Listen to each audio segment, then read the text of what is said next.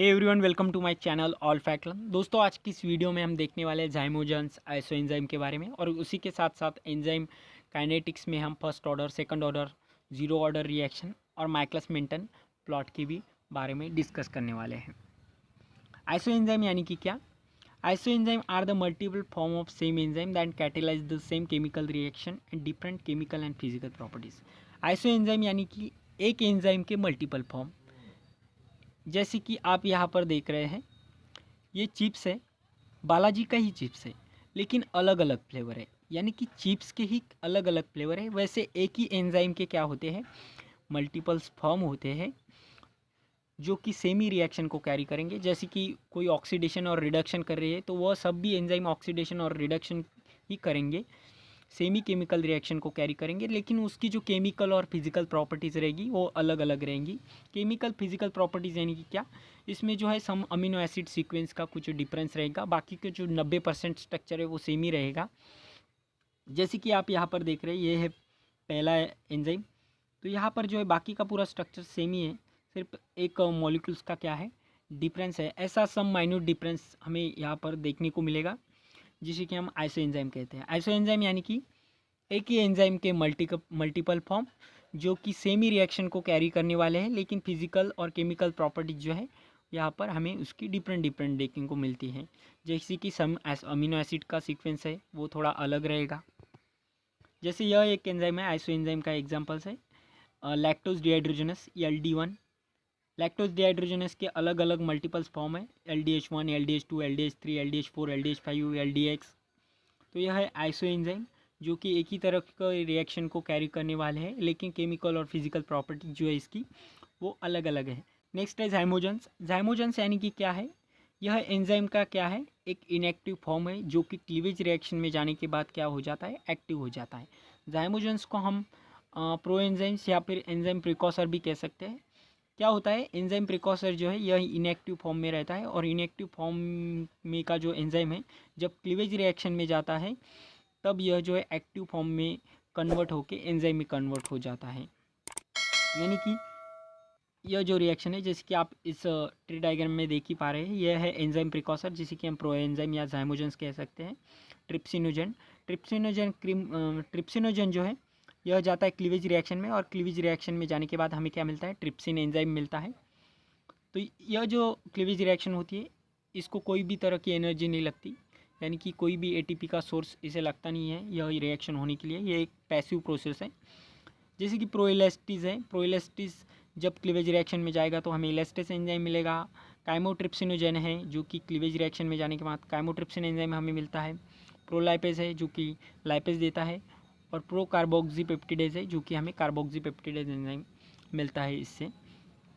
तो जब यह प्रिकॉसर जो है, प्रोएंजाइम जो है क्लीवेज रिएक्शन में जाएगा तभी हमें क्या होगा, एंजाइम मिलेगा। यानी कि यह जो है क्लीवेज रिएक्शन में जाने के बाद इनएक्टिव फॉर्म से हमें एक्टिव फॉर्म मिलता है एंजाइम का, हम ऐसा भी कह सकते हैं।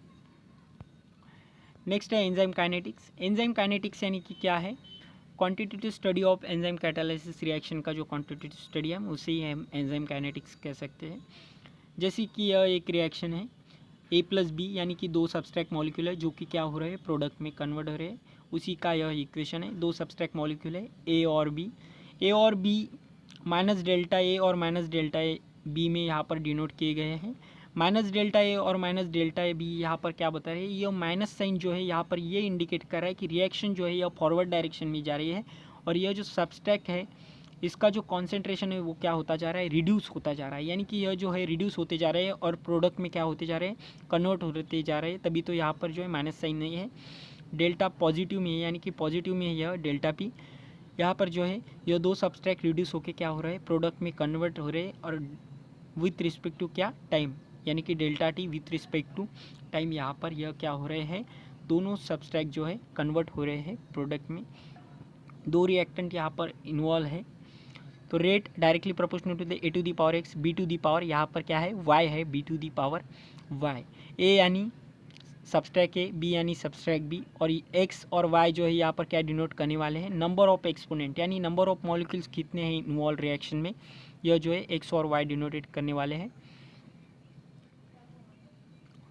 तो a to the power x यानी कि है a सब्सट्रैक्ट के कितने मॉलिक्यूल्स इन्वॉल्व है, b to the power x यानी कि b सब्सट्रैक्ट के कितनी मॉलिक्यूल्स इन्वॉल्व है रिएक्शन में।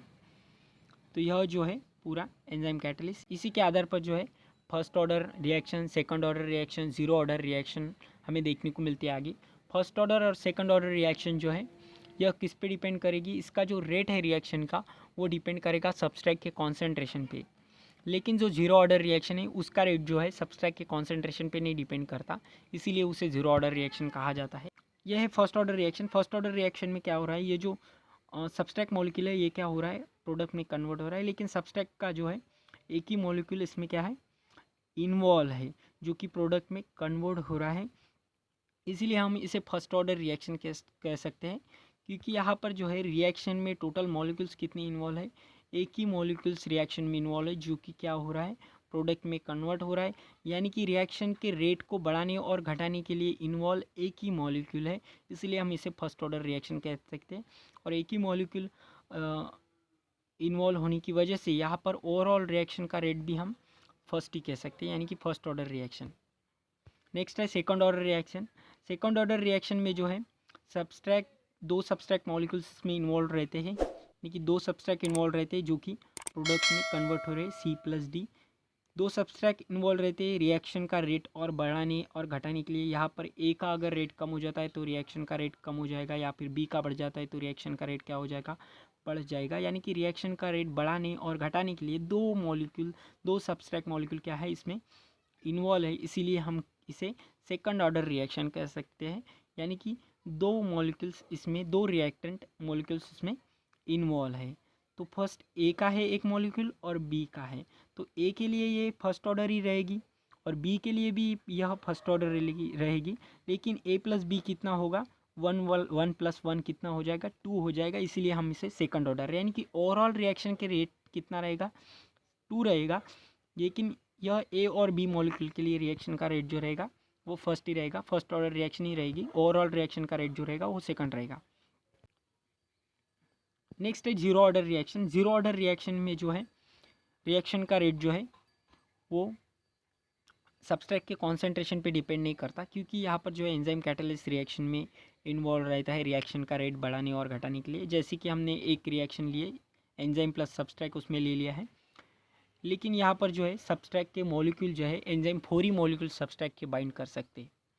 मान लो एक बस है, उसमें 85 सीट बैठ सकती है, तो अगर हम 100 सीट लेके जाते हैं तो वहाँ पर मैनेज नहीं हो पाएंगी ना, क्योंकि उसकी जो कैपेसिटी है वो सीट्स की कितनी है, 85 है।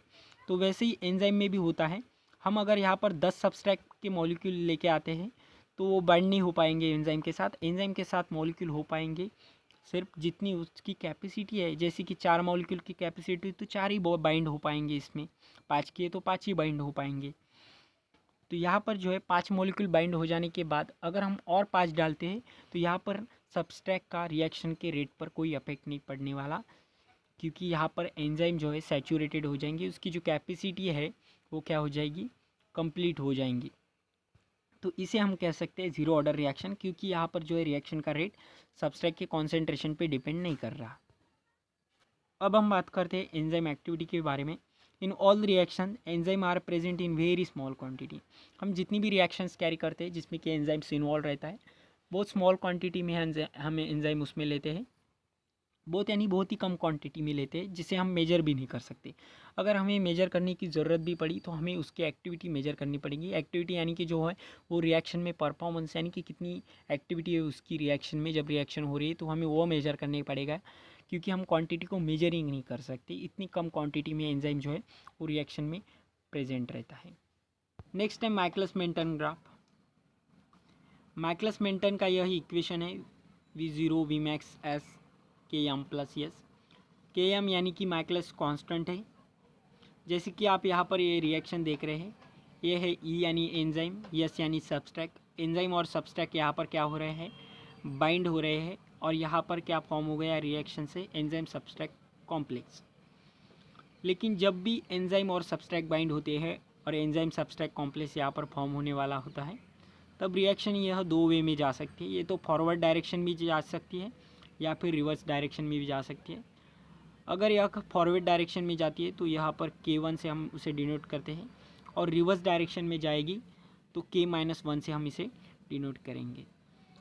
अगर एक बार एंजाइम और सबस्ट्रैट यहाँ पर बाइंड हो गया और एंजाइम सबस्ट्रैट कॉम्प्लेक्स फॉर्म हो गया तो यहाँ से रिएक्शन जो है फॉरवर्ड डायरेक्शन में ही जाएगी, लेकिन एंजाइम सबस्ट्रैट कॉम्प्लेक्स यहाँ पर फॉर्म होने का है तो रिएक्शन यह जो है रिवर्सिबल डायरेक्शन में भी जा सकती है, यानी कि एंजाइम और सबस्ट्रैट अलग अलग होकर हमें मिल सकते हैं। यहाँ पर अगर रिएक्शन फॉरवर्ड डायरेक्शन में जाती है तो हमें एंजाइम सबस्ट्रैट कॉम्प्लेक्स मिलेगा, और एक बार अगर यहाँ पर एंजाइम सबस्ट्रैट कॉम्प्लेक्स मिल गया तो यह जो रिएक्शन है वो फॉरवर्ड डायरेक्शन में ही जाएगी, रिवर्स में नहीं आ सकती। हमें यहाँ पर बाद में प्रोडक्ट मिल के ही रहेगा, और जैसे यहाँ पर एंजाइम आया था वैसे ही प्रोडक्ट मिलने के बाद यहाँ से एंजाइम क्या हो जाएगा, रिमूव हो जाएगा। और जब एंजाइम सबस्ट्रैट कॉम्प्लेक्स से यहाँ पर प्रोडक्ट की तरफ जब रिएक्शन फॉरवर्ड डायरेक्शन में जाएगी तो हम इसे K2 की तौर पर डिनोट करेंगे। K2 यानी कि the rate constant the formation of product, K-1 यानी कि जो है द रिएक्शन मूव रिवर्सिबल वे, और K1 यानी कि क्या होता है the reaction move forward direction, यानी कि रिएक्शन जो है फॉरवर्ड डायरेक्शन में जा रही है।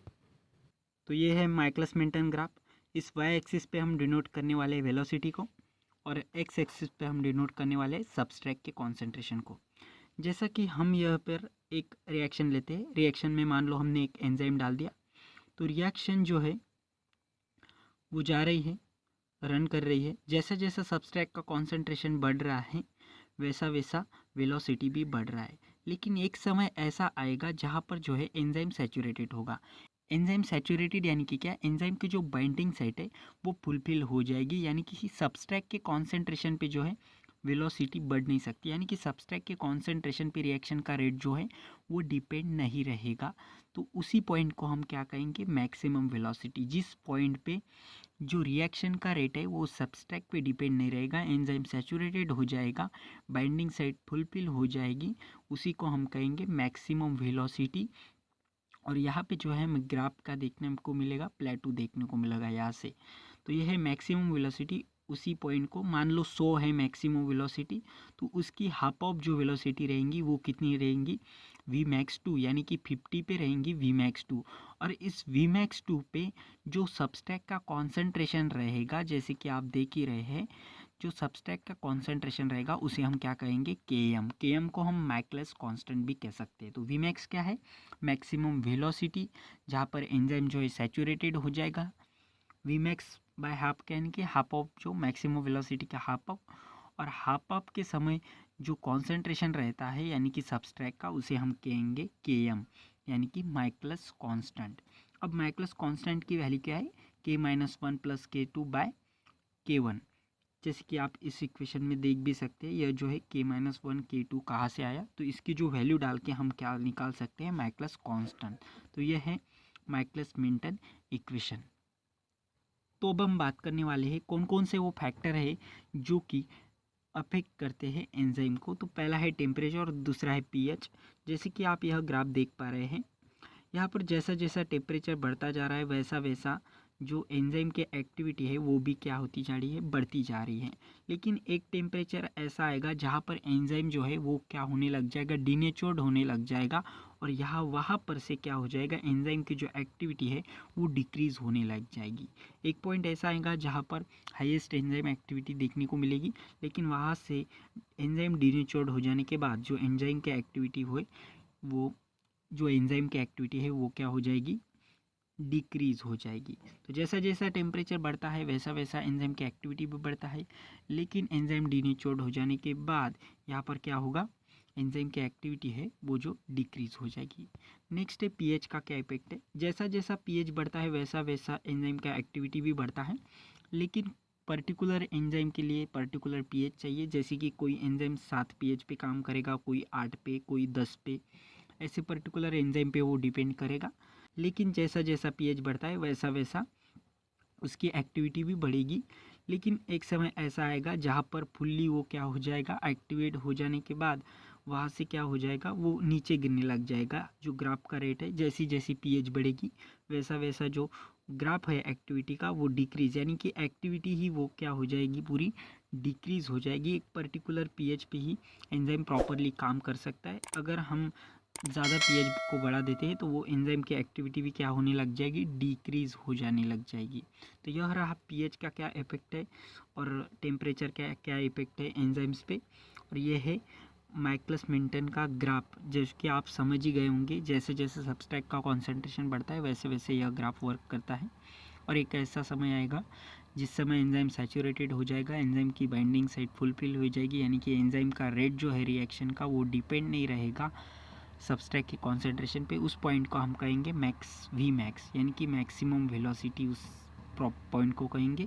और उसके हाफ ऑफ जो वेलोसिटी रहेंगी वी मैक्स बाई 2, और उस पॉइंट को जो सब्सट्रैट का कॉन्सेंट्रेशन रहेगा उसे हम कहेंगे केएम, जिसे कि हम माइकलिस कांस्टेंट कहते हैं। तो उम्मीद करता हूँ दोस्तों आपको यह क्या है Michaelis Menten, first order, second order, zero order reaction समझ गए होंगे। ऐसी कई वीडियो देखने के लिए वीडियो को लाइक और चैनल को सब्सक्राइब कर दे। धन्यवाद।